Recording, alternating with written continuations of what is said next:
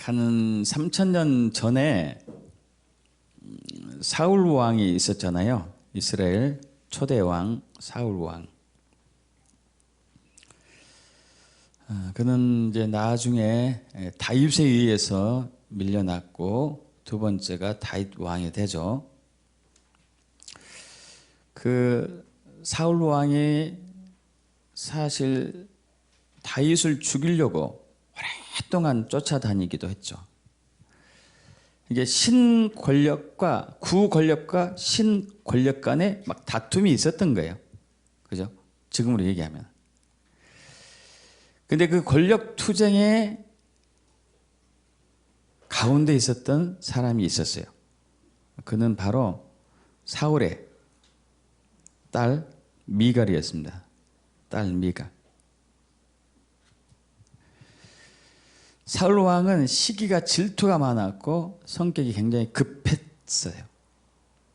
그런 아버지 밑에서 자라면서 아마 또 그런 어려움도 많이 당했겠죠. 상처도 많이 받았을 것이고. 그 다윗이 골리앗을 딱 한 방에 죽여버리자 이스라엘 백성들이 사울은 천천, 다윗은 만만 그럽니다. 사울이 꽤 용감히 잘 싸워가지고 적군을 많이 죽였지만은 그가 죽인 사람은 1000 곱하기 1000이지만 다윗이 죽인 사람은 10,000 곱하기 10,000이다. 100배가 많다. 이런 얘기였죠. 그래서 아버지 그 미갈의 아버지 사울 왕은 어떻게 하면 다윗을 죽일까 연구만 하고 있었어요. 그러던 차에 자기 딸 미갈이 다윗을 좋아하는 것을 눈치챘어요. 그래가지고 사람들에게 얘기하죠. 블레셋 사람을 100명을 죽이면 내 딸을 그 사람한테 주겠다. 그래서 다윗이 200명을 죽였어요.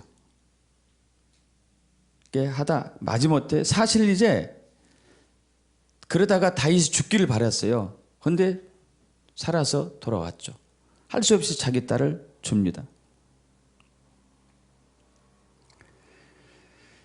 그 이후에도 결혼은 했는데 자기 사이임에도 불구하고 사울 왕은 다윗을 죽이려고 했어요. 식사하다가 창으로 던졌죠. 그래서 도망갔습니다. 자기 이제 아내가 있는 방으로 도망갔는데 사울 왕이 사람을 보냈죠. 잡아오라고. 그래서 다윗은 자기 아내를 두고 떠나죠. 얼마나 슬펐을까요? 그러지 않아요?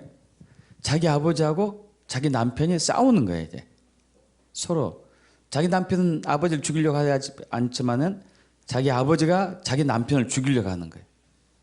얼마나 큰 아픔이었을까요?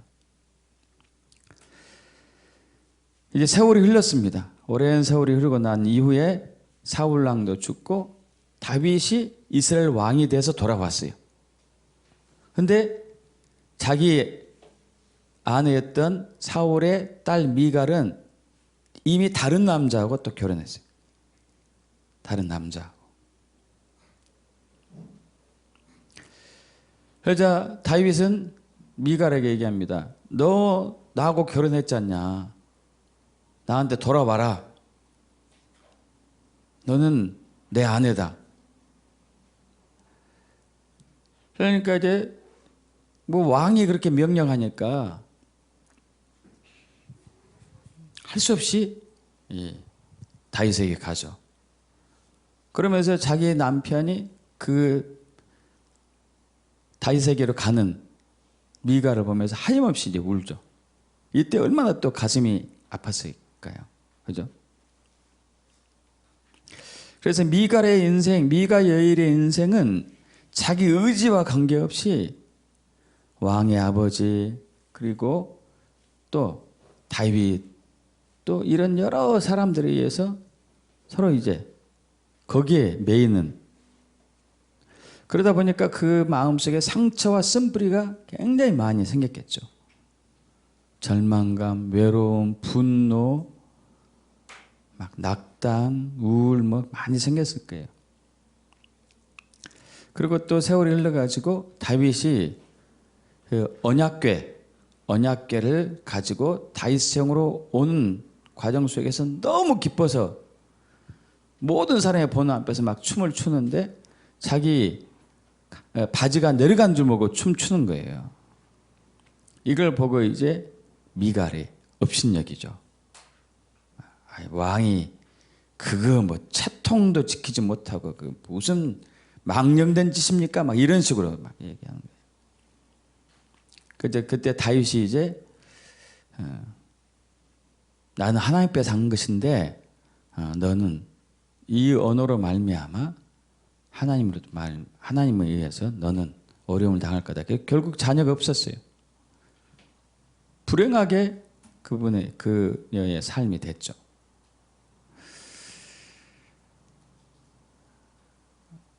그 과거에 받았던 사랑받지 못했던 상처받고 쓴뿌리가 생겼던 그 과거의 흔적들이 평생을 이제 그 미갈을 괴롭혀요.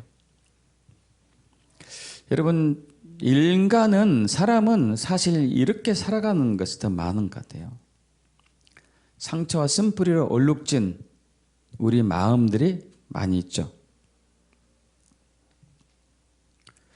물론 부모로부터 사랑을 받고 아내로부터 사랑도 받고 남편으로부터 사랑도 받긴 하지만 그 사랑이 불완전하기 때문에 마음이 힘든 거예요.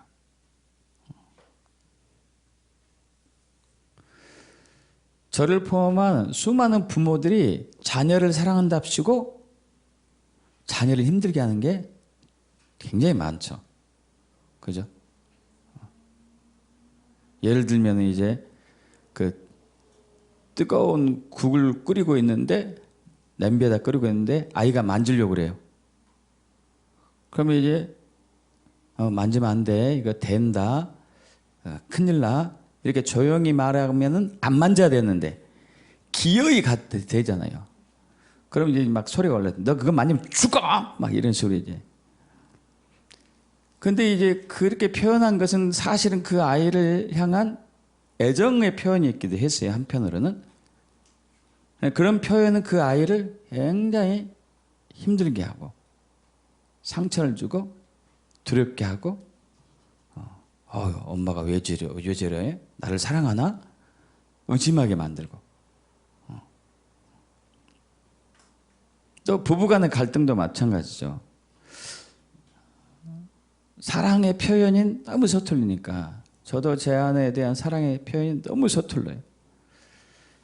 평생 지적당하는 게 그거예요. 평생 지적당하는 게 사랑의 표현. 그래서 말 좀 해봐라. 왜 말을 하느냐.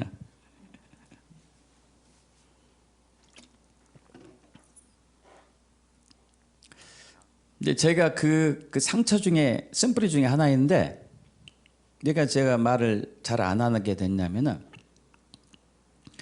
어머니가 잔소리가 너무 심해가지고요. 나는 절대 잔소리 하지 않는 사람이 되겠다고 다짐을 했어요. 이게 말수가 적어지더라고요. 말수가 적어져. 이렇게 딱 중요한 말만 포인트만 하는 거예요. 앞뒤 다 잘라버리고. 그 말로 또 오해받더라고요. 과정이 없으니까 핵심만 얘기하고 넘어가니까 어떨 땐 또 괜찮을 때도 있어요. 상황이 빨리빨리 돌아갈 때는 핵심만 탁탁 해주면은 빨리빨리 이렇게 이제 상황을 파악할 수 있거든요. 그런데 그런 반면에 열심히 하는데 돌아오는 것은 저 사람은 굉장히 몰인정하다. 바늘로 찔러도 피 한 발 안 나온다. 막 이런 소리를 많이 들었어요. 저 어머니에 대한 반발심이죠. 반발심. 사실 어머니는 나를 사랑하기 때문에 야단치고 잔소리하고 했지만은 제가 받아든 입장에서는 굉장히 상처였단 말이에요. 아픔이었고 쓴뿌리였고. 그래서 저는 말을 적게 해야 되겠다. 그리고 이제 어머니가 무슨 말을 하면은 계속 퍼부니까 제가 말을 하지 않아. 그래야 빨리 끝나더라고요. 그래야 빨리 끝나더라고요. 근데 어떨 땐 일주일도 말 안 했다니까요. 그러면 어머니가 속 터지는 거지. 저놈 또 저 버릇 나왔다고 이제.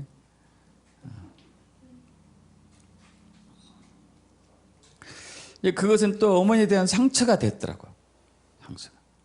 결혼하고 나서 제 아내에게 어머니가 물어봤어요. 야, 네 남편 말 좀 하던? 워낙 말을 안 하니까.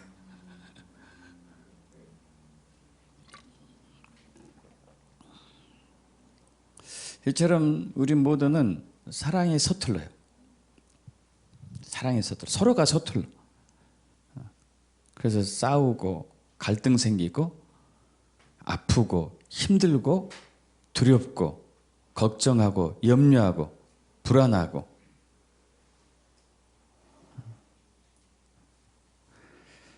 그래서 저와 여러분은 사람은 늘 배고픈 게 있어요. 사랑이 배고파요.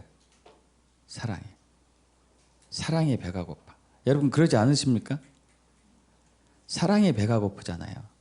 남편이 요만큼만 해줬으면 좋을 것 같아.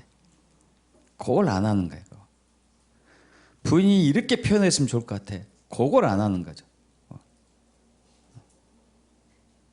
애들이 이렇게 해줬으면, 부모님이 이렇게 해줬으면. 이런 다 이런 것은 뭐죠? 사랑이 배고픈 거예요. 사랑이 배가 고파요. 사랑이 배고픈데 자기가 사랑하는 것이 서투른다는 것도 잘 몰라. 저와 여러분의 사랑 방법이 정말 서툴러요.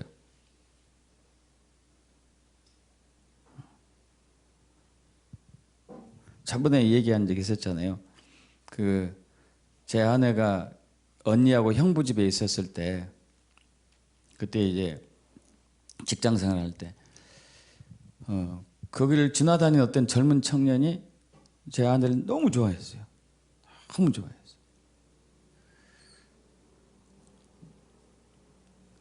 너무 좋아한 표현을 물로 이렇게 붓더만.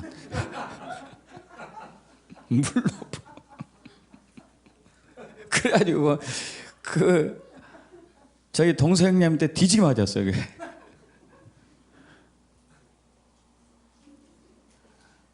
너무 서투른 거예요. 너무 서툴러. 왜 그럴까요? 왜냐하면은 저와 여러분은 온전한 사랑을 경험한 적이 없어요. 해본 적도 없고 배운 적도 없고 경험한 적도 없고 그냥 불완전한 사랑으로 사는 거예요. 불완전한 사랑으로. 불완전한 사랑을 사랑으로 착각하고 사는 거예요. 나는 사랑했는데 왜 네가 나한테 그렇게 하냐. 근데 받은 입장에서는 너무 엉터리 같은 사랑이거든요. 네가 언제 나를 사랑해봤냐. 그잖아요. 그죠? 네가 나한테 잘해준 거 뭐가 있냐. 맨 이런 얘기만 서로 주고받다가 더 싸우잖아요. 그죠? 왜냐하면 사랑이 너무 서툴리니까.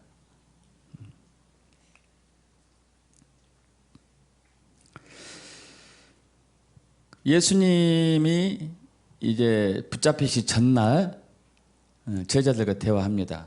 나 이제 금방 십자가 붙잡혀서 십자가에서 고난당해가지고 죽는다. 그러니까 제자들이 근심 띵빛하다가 베드로가 용감하게 주여 제가 함께 죽겠습니다. 이렇게 하죠. 이렇게. 그러니까 이제 예수님께서 너는 닭이 3번 울기 전에 나를 버리고 도망갈 것이다. 아니요. 내 손에 장을 찢을게요. 근데 진짜 도망갔잖아요. 붙잡히니까. 그리고 예수님이 붙잡히시고 십자가에 처형당하시고 죽으시고 부활하셨어요.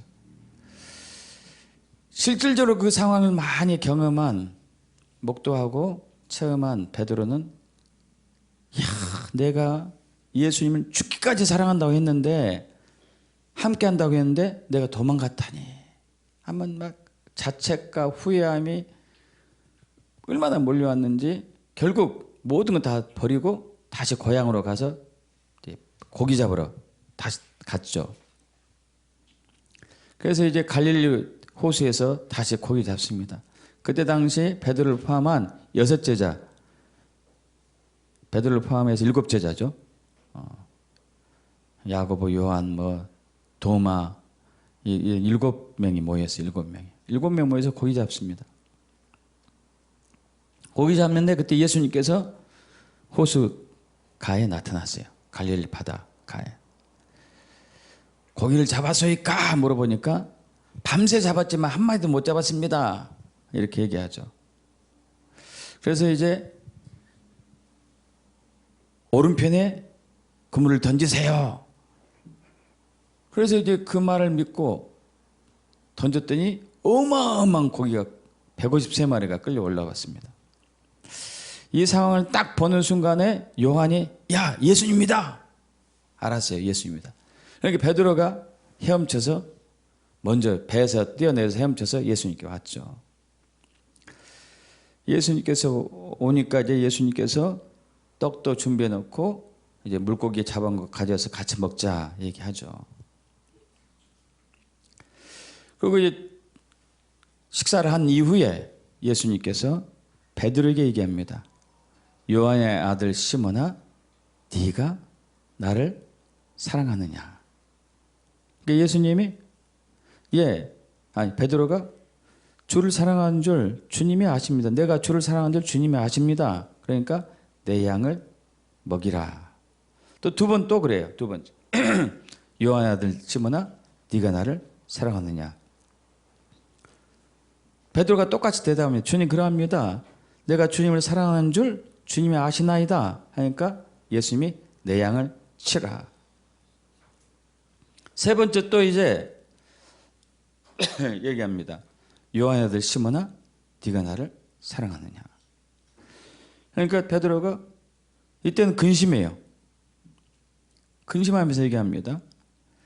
주님 모든 것을 아시었는데 내가 주님을 사랑하는 줄 주님이 아십니다. 하고 대답하죠. 그래서 예수님이 내 양을 치라.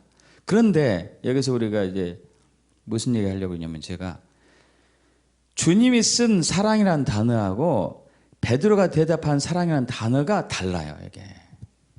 이게 달라요. 단어가 달랐어. 자, 예수님이 베드로에게 네가 나를 사랑하니 할 때는 아가페라고 물어요. 아가페. 아가페라고 네가 나를 아가페로 사랑하느냐 물어요. 근데 베드로는 필레오로 사랑합니다. 그래. 필레오라는 사랑으로 대답해요. 필레오로 사랑합니다. 첫 번째. 두 번째도 네가 나를 아가페 사랑으로 사랑하느냐 물어요.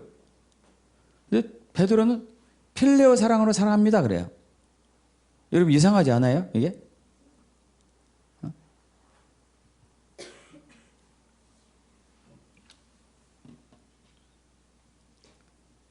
이상하죠? 그 세 번째는 예수님께서 필레오로 사랑으로 가. 세 번째. 네가 나를 필레오로 사랑하느냐? 이게 베드로가 필레오로 사랑합니다. 그래요. 왜 그랬을까요? 그럼 사랑은 네 종류의 사랑이 이제 있다고 얘기해요. 사랑. 첫째 에로스 사랑, 육적인 사랑, 성적인 사랑, 에로스 사랑. 두 번째 스테르고 사랑, 가족 간의 사랑이에요. 부모가 자녀를 사랑하는 것, 자녀가 부모를 사랑하는 것, 형제 자매가 서로 사랑하는 것, 가족 간의 사랑. 필레오는 친구 간의 사랑. 아가페는 온전한 사랑을 얘기해요. 온전한 사랑, 완벽한 사랑, 흠이 없는 사랑, 온전한 사랑. 그래서 예수님이 베드로에게 묻는 것은 네가 나를 온전하게 사랑하느냐? 이건 모르겠어요. 온전하게. 근데 베드로는 왜 필레오로 대답했을까요? 온전한 사랑을 받아본 적도 없고 해본 적도 없기 때문에. 이해되세요, 여러분? 저와 여러분 베드로가 똑같아요. 저와 여러분은 온전한 사랑을 받아본 적도 없고 해본 적도 없어요. 그런 그 단어 자체를 몰라요. 아가페라는 사랑이라는 단어 자체를 몰라. 육적인 사랑은 해봤어요. 친구 간의 사랑도 해봤어요. 우정으로서. 가족 간의 사랑도 해봤어요. 그러나 하나님과 같은 온전한 사랑을 해본 적이 없어요. 경험한 적도 없고. 그래서 우리는 육적인 사랑, 에로스, 스테르고, 필레오 사랑은 사실은 불완전한 사랑이거든요. 불완전한 사랑이에요. 완벽한 사랑이 아니란 말이에요. 불완전한 사랑을 해왔기 때문에, 불완전한 사랑을 받아왔고 불완전한 사랑을 해왔기 때문에 항상 그걸로 사는 거예요. 사는 거. 여러분, 예수를 왜 믿습니까? 여러분 왜 예수 믿어요? 예수 믿는 근거가 뭐죠? 왜 예수를 믿습니까? 여러분 자신에게 한번 물어봐요. 왜 내가 예수를 믿고 있지? 안 믿으면 지옥 가니까, 믿어야 천국 가니까 하는 믿음은 굉장히 위험해요.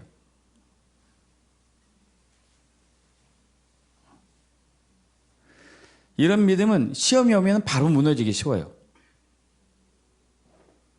왜 주일 성수를 꼭 하고 있습니까? 여러분 왜 주일 성수 꼭 하고 있죠? 안 하면은 혼날까 봐서요. 해야 복 받잖아요. 하는 신앙은 굉장히 위험해요. 이것은 무너져요. 어려운 일 당할 때. 여러분, 저와 여러분의 믿음의 근거는 아가페 사랑에서 나와야 돼요. 주일 성수 하는 이유, 하나님이 나를 사랑하고 나도 하나님을 사랑하기 때문에 주일 성수합니다. 예수를 믿는 이유, 하나님이 나를 사랑하고 나도 하나님을 사랑하기 때문에 나는 예수를 믿습니다. 이걸로 가야 되거든요. 그래야지 이런 믿음은 무너지지가 않아요. 시험이 오나 환난이 오나 역경이 오나 절대 무너지지 않습니다. 우리는 이러한 예를 탕자에서 찾아볼 수 있어요. 탕자 아시죠 여러분? 탕자?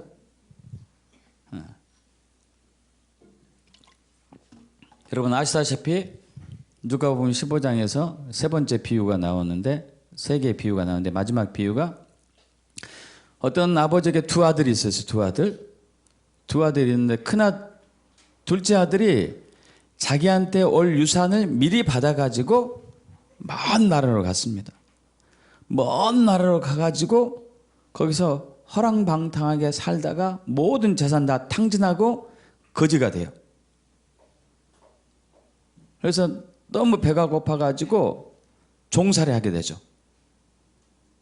종살이 하는데 그 집 주인이 주는 것은 뭐 품삯은 주지도 않고 먹을 것만 겨우 주는데, 먹을 것도 돼지가 먹는 먹이를 주는 거예요. 이스라엘 백성들이 돼지를 싫어하는데 그 싫어하는 동물이 먹는 음식을 먹고 살죠. 얼마나 비참한 상황이죠. 굉장히 비참하죠.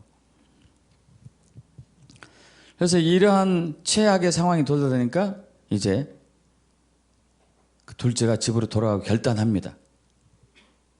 그래서 나 이제 더 이상 아버지한테 면목이 없다. 하나님께 면목이 없다. 나 집에 돌아가는데 아들로서 돌아가지 못하겠다. 그냥 종으로, 품꾼으로 그냥 살기만 살아도 족하다 하고 이제 돌아가는 거죠. 그런데 아버지가 둘째가 저 먼 산 기슭에서 돌아온 모습을 보고 둘째임을 직감하고 달려나가죠. 달려나가서 그를 안아주고 입을 맞추고. 근데 그때 아들이 얘기하죠. 아버지, 내가 하늘과 아버지께 죄를 지었사오니 지금부터는 아버지 아들이 그럼을 감당하지 못하겠나이다. 그런데 아버지는 어떻게 하죠? 누가복음 15장 22절에서 24절 여기 우리 합독합니다. 아버지는 종들에게 이르되 제일 좋은 옷을 내어다가 입히고 손에 가락지를 끼우고 발에 신을 신기라. 그리고 살찐 송아지를 끌어다가 잡으라. 우리가 먹고 즐기자. 이 내 아들은 죽었다가 다시 살아났으며 내가 잃었다가 다시 얻었노라 하니 그들이 즐거워하더라. 자, 여기서 옷을 입히고 가락지를 끼우고 반지 끼운 거죠. 새 신발을 신기는 것은 신분을 회복하는 것을 얘기해요. 너 내 아들이야. 너 내 아들이야. 할렐루야. 여러분 이건 엄청난 은혜예요. 우리가 예수 믿는 순간 하나님의 아들로 됐다는 얘기죠. 엄청난 은혜예요. 근데 둘째는 이렇게 됐다 하지만 큰아들도 있어요. 아니 큰아들이 집에 와보니까 막 잔치를 벌이고 풍악이 울리고 요란법석을 떠니까 종을 불러다가 야 이거 무슨 일이냐 물어보죠. 그러니까 종이 당신의 집 나간 동생이 돌아왔는데 당신의 아버지가 건강한 것을 다시 맞아들게 됨으로 인하여서 잔치를 벌이고 있습니다. 그러니까 큰아들이 화가 나버렸어요. 화가. 그래서 집에 안 들어갑니다. 여러분 왜 화가 났을까요? 여기서 이제 우리가 좀 이 부분을 풀어봐야 돼요. 왜 화가 났을까요? 왜? 정상적으로 하면은 아니 집 나간 동생이 돌아왔으면 좋아야 될 거 아니에요? 어떻게 생각하세요? 조는 예준이가 돌아오면 좋아야 돼. 집 나간 아들이 둘째가 동생이 돌아왔는데 좋아야 되지 않아요? 어때요? 좋죠. 그런데 얘가 화가 났어. 왜 화가 났을까요? 아버지가 그렇게 기다리던 동생이 돌아왔는데 화가 난 거예요. 잔치 벌이니까. 아마 여러 가지 복합적인 이유가 있을 거예요. 야 이것 봐라 내 재산을 탕진하고 있네? 이런 생각도 있었을지도 모르겠어요. 왜냐하면 그 이후에 한 얘기가 있어요. 아니 나는 이제까지 아버지의 명을 어겨서 한 번도 어긴 적이 없거늘 나와 내 친구들 불러다가 염소 새끼 하나 안 잡읍시다. 이건 뭔 일이라요?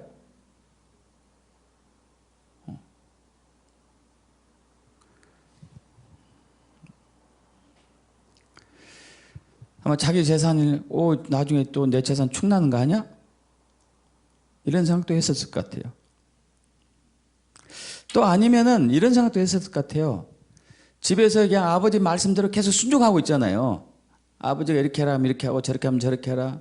할 때마다 무슨 생각했을까요? 야, 집 나간 그놈 부럽다. 그놈은 이렇게 아버지 말대로 순종 안 하면 살 텐데 부럽다. 이런 생각도 했었을 것 같아요. 그러지 않겠어요, 여러분? 맨 집에서 시킨 일만 하니까. 나도 집을 나가고 싶다. 이런 생각도 했을 것 같아요. 근데 나마저 나가면은 아버지가 힘들어하지 않을까? 아니면 내가 나가면 이 재산은 어떻게 되지? 여러 가지 복합적인 이런저런 근심 때문에 그렇게 살고 있는데 집 나간 동생이 돌아오는 것을 한대하자 화가 난 거죠.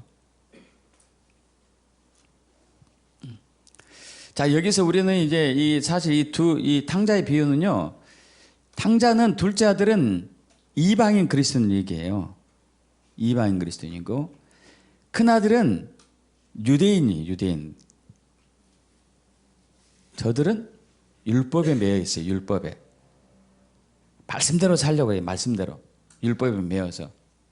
이게 다시 얘기해서 무슨 말씀 드리고 그러냐면, 저들이 하나님의 말씀을 순종하는 이유가 하나님을 사랑해서 순종하는 게 아니고 큰아들이 아버지의 명령을 계속 순종했던 이유가 아버지를 사랑해서 하는 게 아니었고 재산은 못 가질까 봐서 혹은 아버지가 두려워서 둘 중에 하나예요.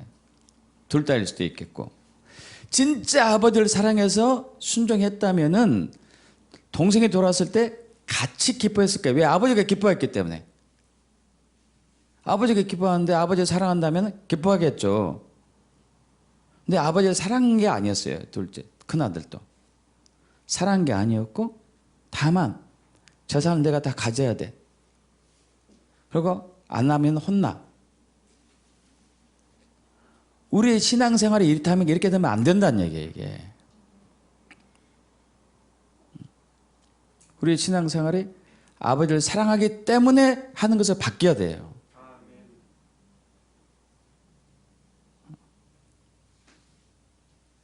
그래서 아버지가 이렇게 얘기합니다.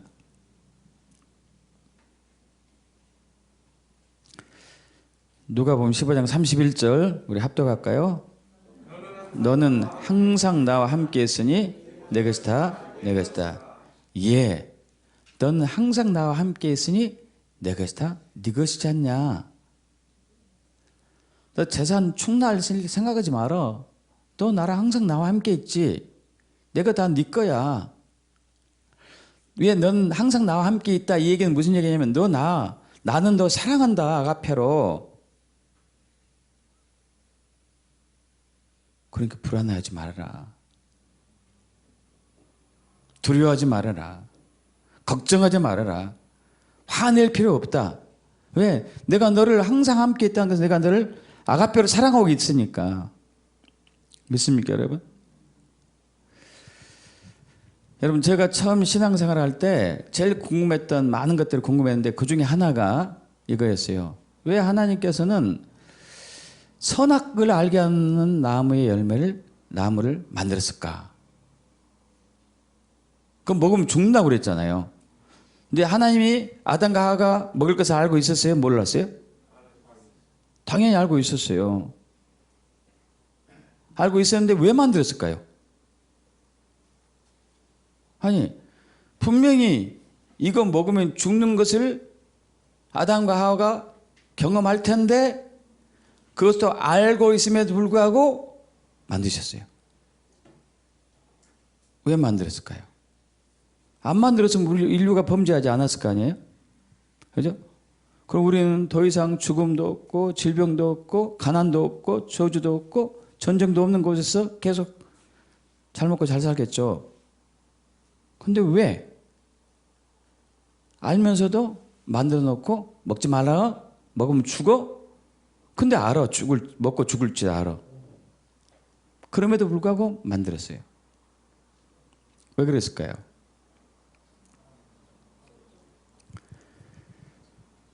자, 이 사랑은 체험되지 않으면은 사실 사랑이 안 되더라고요. 사랑이 안 되는 거예요. 데이빗 나이트 목사님이 사랑에 대한 이해화로 이걸 들었어요. 그러니까 아마 실제로 있었던 일 같아요. 아프리카였나 봐요, 아마 장소가. 그래서 이제 어떤 부부가 동물들을 굉장히 사랑하고 이제 해가지고 그 갓난 애기하고 같이 그 동물이 있는 이제 알잖아요. 뭐 어떤 이제 야생 지역에 갔어요. 갔는데 이 부부가 너무 피곤해가지고 잠이 들었어요. 아이도 이때 엄마 품에 잠들었고. 잠들었는데 그때 아이가 엄마 아빠보다도 먼저 일어났어요. 이게 기어다녀. 걷지는 아직 못해요. 기어다니다가 사자 새끼들 만난 거예요.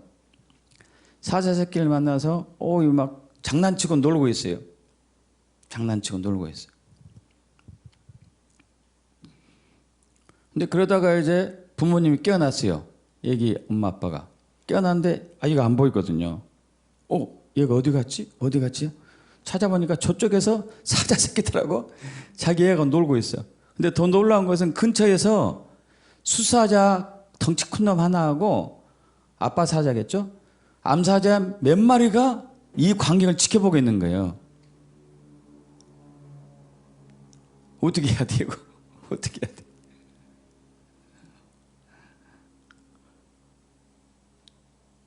구개월 엄두가 안 나죠, 엄두가 안 나는 거예요. 그러니까 이제 남편이 아내에게 여보, 걱정하지 마. 우리 아직 젊어. 둘째 낳자. 포기하자는 얘기지. 포기하자는 얘기. 근데 이 엄마는 포기할 수가 없죠. 그래서 어떻게 할까 한데 이제 그 사랑이 충만하면은 이 창조적인 아이디어가 잘 떠올라요. 그 위험한 순간에서도. 그래가지고 한 가지 생각을 했어요. 사자들이 이렇게 있는데 이렇게 가지 않고 뒤로 해가지고 이렇게 간 거예요. 이렇게. 그 사자들이 가만히 보고 이건 뭐야? 뭐지 이게 뭐지? 아주 뒤꿈치다가 얘 대안고 갔어요. 그때까지 사자는 가만히 있는 거예요. 사자들은. 결국 구했어요. 그럼 엄마의 사랑으로 구한 거예요. 엄마의 사랑.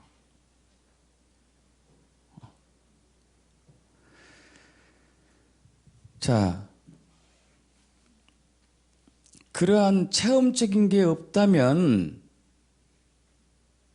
우린 사랑을 잘 모른다니까요. 그러지 않겠어요, 여러분? 항상 부모가 잘해줘. 항상 잘해주기만 해요. 그렇다고 그 아이가 사랑을 알까요? 그러진 않아요. 어떤 상황들에 와야 돼. 어떤 상황들에.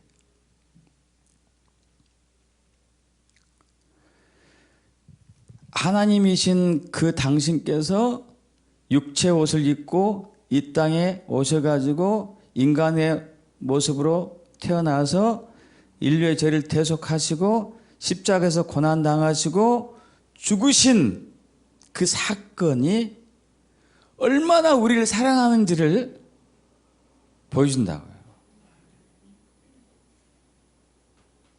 에덴 동산에서 늘 사랑의 관계 속에 있었지만도 불구하고 아담과 하와는 하나님의 온전한 사랑을 잘 알지 못했을 것 같아요. 저는. 제가 생각할 때 하나님의 온전한 사랑.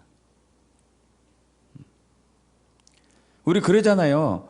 우리 부모들이 자녀를 사랑으로 키우는데 이렇게 커서 보면은 아이들 기르다 보니까 아, 나의 어머니가 나를 얼마나 사랑하는지 이제 조금 알겠다 이런 표현하잖아요. 그지 않습니까?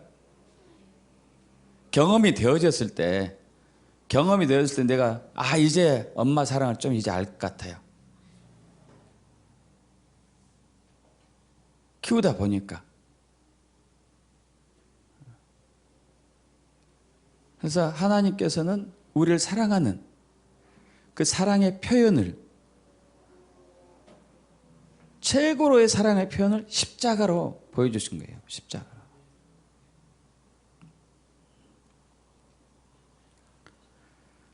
그래서 너희가 나를 사랑하는데 나는 너희를 사랑하고 있다. 아가페로. 너희도 나를 아가페로 사랑해야 되는데 그 사랑이 너희가 나를 믿고 사랑해야 되는데 율법에 근거하지 아니하고 사랑에 근거해서 나를 신뢰하라.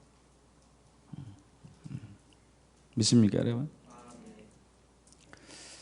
타락한 인류에게는 온전한 사랑은 없어요.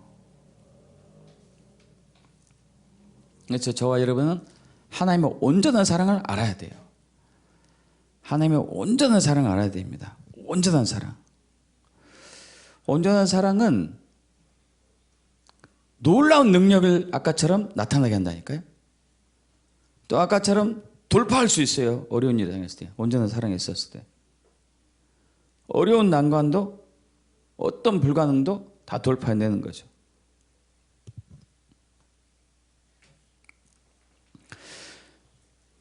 그 다윗이 고백한 것, 내가 사망의 음침한 골짜기에 다닐지라도 해를 두려워하지 않을 것은 주께서 나와 함께 하심이라.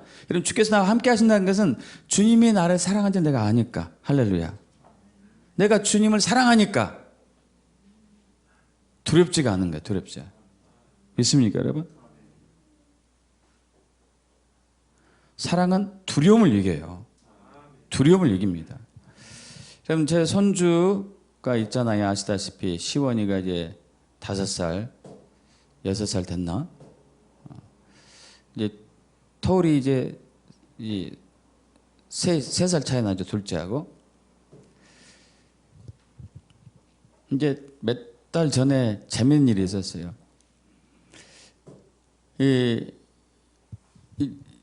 둘째 시아가 여자애잖아요. 여자 손주죠. 이제 좀 걸어 다니고 아장아장 이렇게 좀 하면서 슬슬 오빠가 놀고 있는 영역을 침범한 거예요. 그러니까 이제 오빠가 버럭 화를 내죠. 만지지 마! 내 거야! 특히 블루 자동차 만지면 이제 열을 내죠. 열을 내요. 블루 자동차 딱 만졌다 하는 순간 열을 받아가지고 확 뺏어버려요. 확 뺏어버려요. 소리를 되게 지르면 이제 울면서 이제 엄마한테 가죠. 그한 2, 3개월 됐나? 이제 저희 집에 가끔 오잖아요. 가끔 오면은 이제 할머니 할아버지한테 외할머니 외할아버지 사랑을 독차지하죠. 또 삼촌도 있고 사랑을 독차지해요.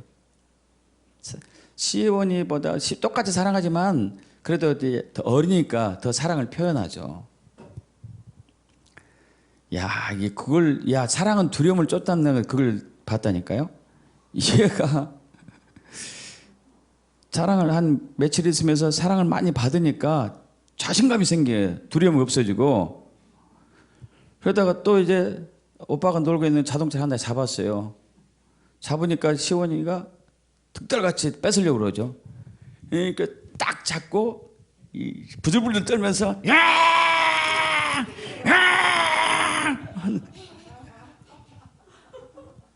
우와! 다들 깜짝 놀랐어요. 안 뺏기더라고. 그러니까 시원이가 징징하면서 이제 엄마 시아가 내 거 뺏어갔어 이렇게 하는 거지. 너무 세게 나오니까.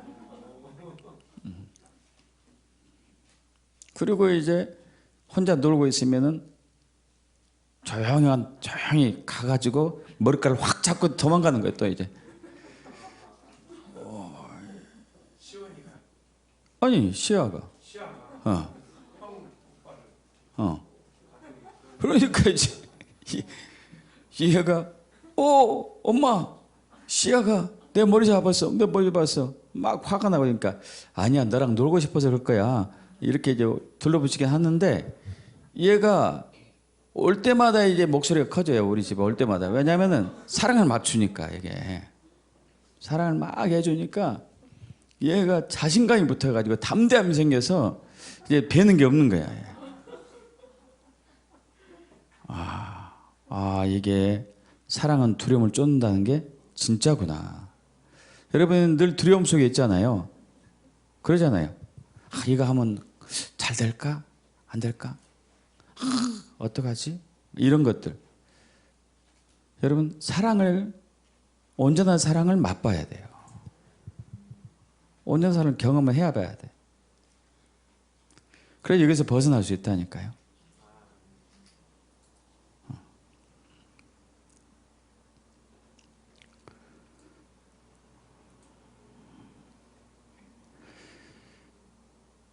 여긴 제가 안 적었네.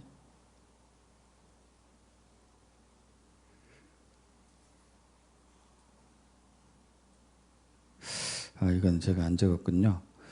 자, 온전한 사랑은 두려움을 내쫓습니다. 여러분, 아브라함의 아들이 이제 여럿이 있었지만 그 중에 특히 첫 아들이 이스마엘이었고 둘째 아들이 이삭이었죠. 첫 아들은 하갈이라는 첩을 통해서 낳고 이삭은 이제 본처에서 낳죠. 둘의 나이 차이가 15년 정도 났고 15년. 그래서 하갈이 임신했을 때 이제 점점 자기 본부인 그러니까 이제 자기 주인 마하나님 사라를 좀 이렇게 업신여기기 시작하니까 힘들게 하죠. 사라가. 이게 도망가요. 도망가다가 이제 광야에서 막 힘들어 하는데 여호와가 나타납니다. 여호와가 나타나가지고 자 여러분 창세기 16장 이제 10절 보세요. 여호와의 사자가 또 그에게 이르되 내가 내 씨를 크게 번성하여 그 수가 많아 셀 수 없게 하리라. 여호와의 사자가 또 그에게 이르되 내가 임신하였은즉 아들을 낳으리니 그 이름이 이스마엘이라 하라. 이는 여호와께서 내 고통을 들으셨음이니라.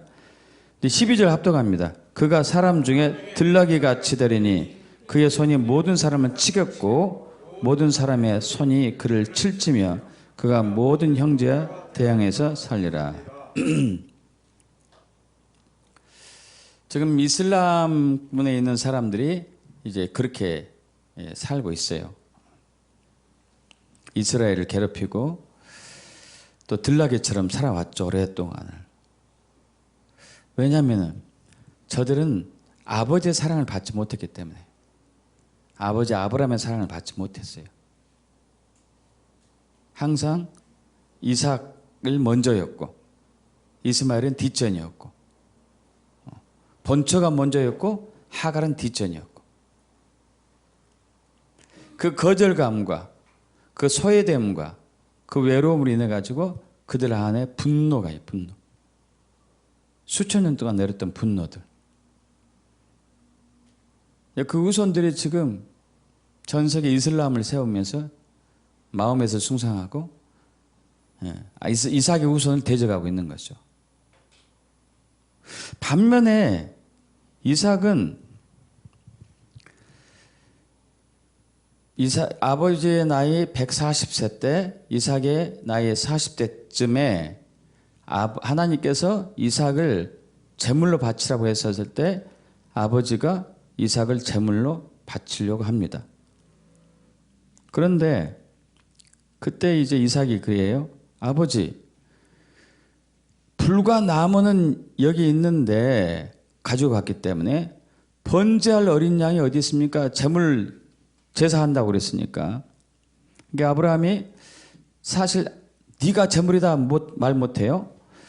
아브라함이 이르되 내 아들아 번제할 어린 양은 하나님이 자기를 위하여 친히 준비하시리라 하고 난 이후에 하나님이 그에게 일러준 곳에 이른지라 이 아브라함이 그곳에 제단을 쌓고 나무를 벌려놓고 그의 아들 이삭을 결박하여 제단 나무 위에 내려놓고 나무 위에 놓고 손을 내밀어 칼을 잡고 그 아들 잡으려 해요. 여러분 40살 먹은 청년 혈기왕성한 그리고 140살 먹은 노인 아버지가 40살 먹은 아들을 죽이려고 단위 올려놓은 칼을 딱 대려고 합니다. 여러분 보통 아들 같으면은 어떻게 나가죠? 망령됐다 이건 치매 왔다 이거 정신 돌은 거다 하고 아버지 밀쳐내고 내려왔을 거예요. 근데 이삭이 순수하게 그냥 제물이 돼요. 왜 그랬을까요? 여기서 왜? 이삭은 아버지의 아브라함의 사랑을 듬뿍 받았어요. 그래서 아버지를 신뢰하는 거예요. 신뢰. 아브라함도 하나님이 신뢰했어요. 이 아들을 죽여도 죄가 되게 해도 하나님은 그 가운데 다시 사실 것이라는 그 신뢰. 이삭도 마찬가지고.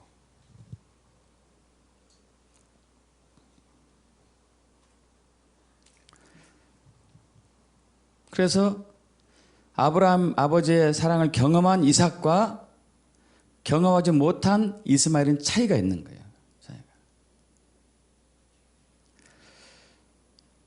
이삭의 두 아들이 있었잖아요. 하나는 에서, 하나는 야곱. 야곱이 12아들이 있었어요. 아시죠? 그 중에 누구를 제일 사랑했죠? 요셉. 요셉을 너무 사랑 많이 하니까 11형제가 요셉을 죽이려고 했잖아요. 그죠? 죽이려고 합니다. 그러다가 마음을 바빠가지고 팔아 넘기죠. 종으로. 근데 팔려간 요셉은 거기서 더 힘든 상황 속에서 감옥에 갇히고 말죠. 그 총리가 되었어요.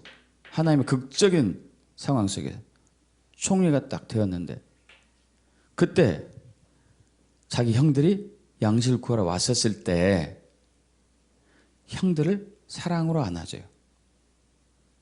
여러분 정상적인 것은 아니에요. 이게 일반적인 것은 아닙니다. 정상적인 것은 아니라고 일반적인 것은 그랬잖아요. 그걸 보는 순간에 일반적이면 어떻게 할까요? 일반적이면 분노가 일어나지 않았을까요? 나를 죽이려고 했던 형들 여기에서 나한테 무릎 꿇고 있네. 나를 팔아먹은 형들 요놈들이 나한테 경비하고 있구나. 한 번 더 세게 해봐야지 내가. 일반적인 마음이라. 그리고 평소에 이런 마음 품었을 거예요. 하나님 내가 다시 잘되게 해서 저 형들을 완전히 깔아뭉개게 해주세요. 여러분 그렇게 생각 많이 안 하셨어요? 그러지 않아요? 그렇게 살잖아요. 무시당하고 왕따 당했을 때 항상 그런 마음이 일어나지 않아요? 항상. 근데 요셉은 안 그랬다니까요. 왜 그랬을까요? 아버지의 사랑을 듬뿍 받았기 때문에. 듬뿍 받았기 때문에 요셉은 자기를 죽이려고 했던 형들, 자기를 팔아넘긴 형들 봐도 분노라든가 이런 게 아니었어요. 사랑이 나, 사랑. 할렐루야. 사랑.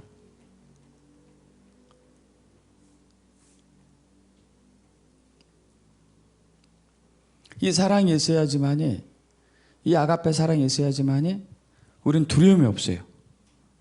위기 때 돌파할 수 있어요.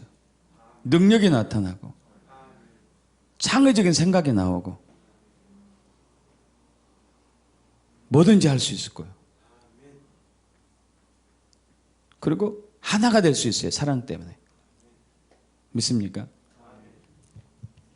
그럼 이 사랑을 어떻게 우리가 경험하고 누리고 주고받을 수 있냐 이거죠.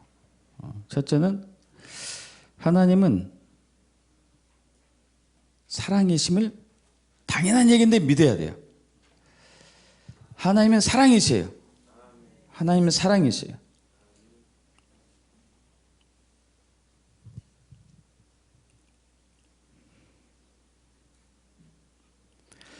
하나님은 사랑 그 자체이기 때문에 우리를 사랑하세요. 할렐루야. 사랑은 거짓이 없기, 하나님은 거짓이 없기 때문에 거짓말하지 않으시고, 하나님은 미움이 없기 때문에 우리를 미워하지 않으시고, 하나님은 사랑이기 때문에 우리를 사랑하세요. 할렐루야. 로마서 5장 8절 합독합니다. 우리가 아직 죄인 되었을 때 그리스도께서 우리를 위하여 죽으심으로 하나님께서 우리에 대한 자기의 사랑을 확증하셨느니라. 할렐루야. 사랑이기 때문에 십자가 형벌 주신 거예요. 인류 최악의 형벌. 그리고 그 사랑을 우리가 부어주셨어요. 믿습니까? 로마서 5장 5절 합독합니다.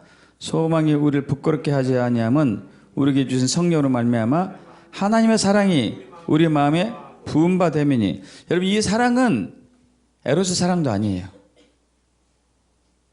스테르고 사랑도 아니고 필레아 사랑도 아니고 아가페 사랑. 할렐루야.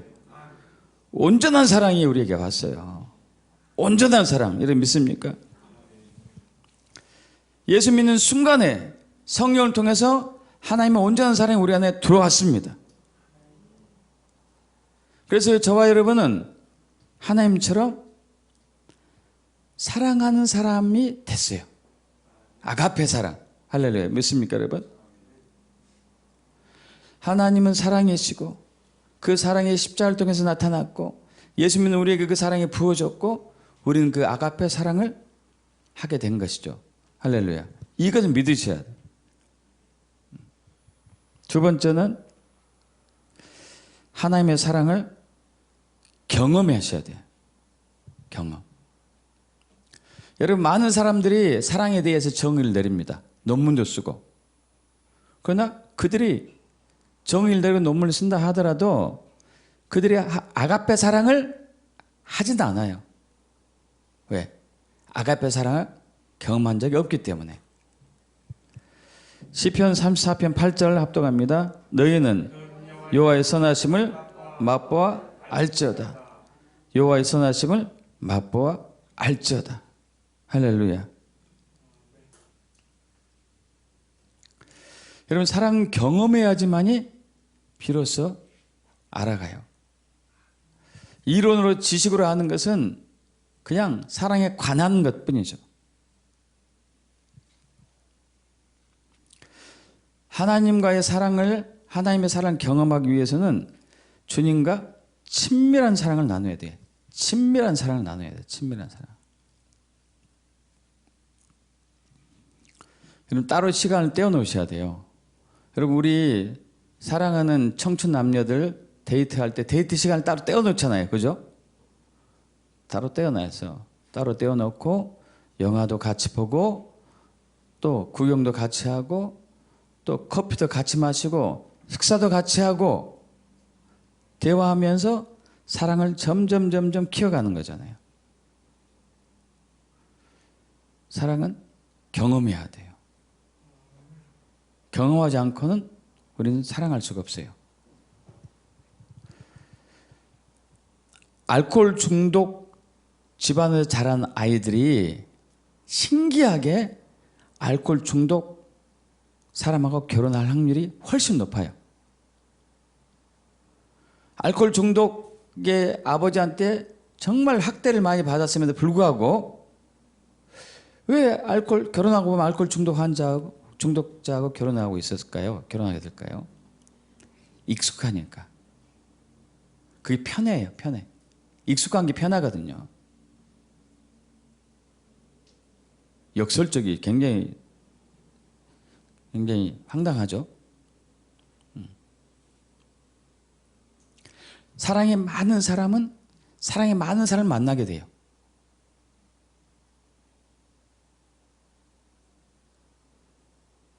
왜냐하면 그게 익숙하니까. 익숙해요.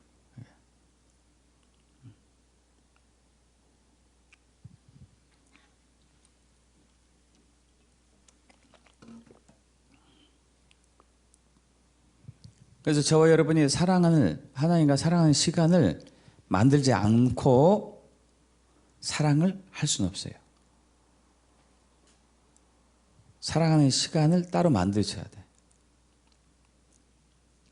그리고 사랑을 고백해야 돼요. 그리고 그분의 사랑의 소리를 들어야 돼요. 주님, 제가 주님을 사랑합니다. 당신의 사랑을 느끼도록 감동해 주세요. 하고 그 시간을 가져야 된다니까요. 사랑의 대화의 시간을 가지셔야 돼요. 그래야 체험한다요, 체험. 세 번째는 아가페 사랑을 추구해야 돼요. 요한일서 3장 18절 합독합니다. 우리가 말과 혀로만 사랑하지 말고 행위와 진실로 사랑하라. 고린도전서 14장 1절 사랑을 추구하라. 사랑을 추구하라. 이 추구하라는 단어가 디오코인데 이 디오코라는 단어는 추구하다는 이 단어는 사냥꾼이 짐승을 잡을 때 끝까지 추적해가지고 잡는 것을 행위를 추구라고 그래요. 포기하지 않고 끝까지 따라가는 거, 끝까지. 우리나라 그 일제 강점기 때 그때 사실 우리나라의 전 산에 호랑이, 곰 이런 맹수들이 많이 살았었어요. 일제 강점기 때 다 이게 죽임당했어. 다 잡아갔어요. 다 박제 만들고. 제가 다니던 초등학교가 있는데요. 이 초등학교에 딱 교무실 들어가기 전에 커다란 홀이 있는데 거기에 엄청나게 큰 호랑이 박제가 있어요. 지금도 있나 모르겠어요. 박제가 있습니다. 그럼 그 포수들이 호랑이 잡는데 호랑이 발자국, 호랑이 대변 이런 많은 것들 추적해가지고 끝까지 가서 잡아요. 끝까지 가서 잡아. 이게 추구하다는 단어예요. 디오코. 여러분 다 잃어도 좋아요. 하나님의 사랑만은 잃으면 안 돼요. 여러분 추구해야 돼. 주님, 저는 주님을 사랑하기를 원하고 주의 사랑을 받기를 원합니다.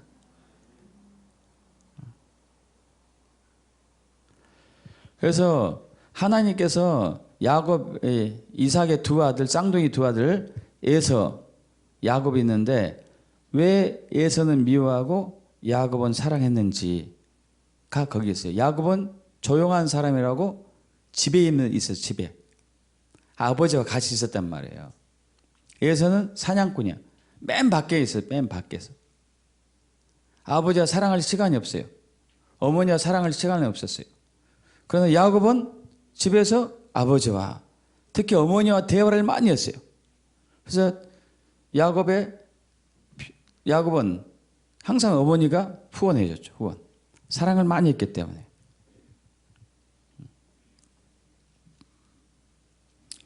그래서 우리에게 사랑의 영이 필요하죠. 사랑의 영.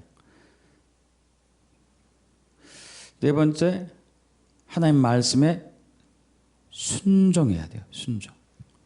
요한일서 2장 5절, 요한복음 14장 15절, 21절 합독합니다. 누구든지 그의 말씀을 지킨 자는 하나님의 사랑에 참으로 그 속에서 온전하게 되었나니 이로써 우리가 그의 안에 있는 줄을 아노라. 너희가 나를 사랑하면 나의 계명을 지키리라. 나의 계명을 지킨 자라야 나를 사랑한 자니 나를 사랑한 자는 내 아버지가 사랑을 받을 것이요 나도 그를 사랑하여 그에게 나를 나타내리라. 여러분, 주의 말씀에 온전히 순종하는 것은요, 사랑하는 자야만 온전히 순종할 수 있어요. 순종해야지 복 받는데, 순종하지 않으면 벌 받는데, 이렇게 말씀에 순종한 사람은 상황이 가면 바뀌면 못해요. 그러나 진짜 주님을 사랑하는 사람은 무슨 상황 속에서도 주의 말씀에 순종하죠. 우리 그러잖아요. 사랑하는 청춘 남녀가 서로 사랑하게 되면은 원수 집안끼리도 사랑을 포기하지 않잖아요. 사랑하기 때문에. 사랑하기 때문에. 다섯 번째, 서로 사랑하라. 요한일서 4장 12절 합독합니다. 어느 때나 하나님을 본 사람이 없으되 만일 우리가 서로 사랑하면 하나님이 우리 안에 거하시고 그의 사랑이 우리 안에 온전히 이루어지느니라. 할렐루야. 우리가 서로 사랑해야 돼요. 아가페 사랑으로 사랑하려고 애를 써야 돼요. 그래서 우리 안에서 하나님의 사랑이 자라요.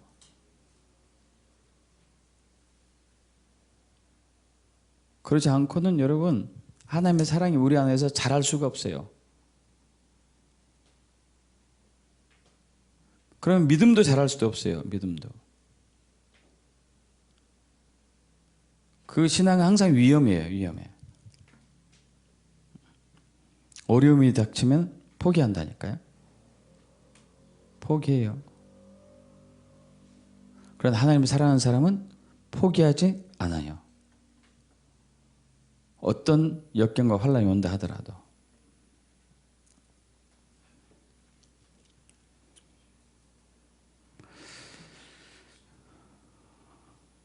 여러분, 하나님은 사랑이세요. 사랑. 그 사랑이 십자가를 통해서 나타났고 그 사랑이 우리에게 부어졌어요. 그래서 그 사랑을 하나님과 친밀함을 통해서 경험해야 돼요. 더 큰 사랑을 추구해야 되고, 그리고 행동으로 사랑을 나타내야 되고, 서로 사랑해서 실천함으로써 하나님의 사랑이 우리에게 계속 채워져야 돼요. 그 사랑이 채워질 때 기적이 나타나고, 능력이 나타나고, 역사가 나타나고, 돌파가 일어나고, 사망의 음침한 골짜기를 다닐지라도 두렵지 않게 되고. 믿습니까, 여러분?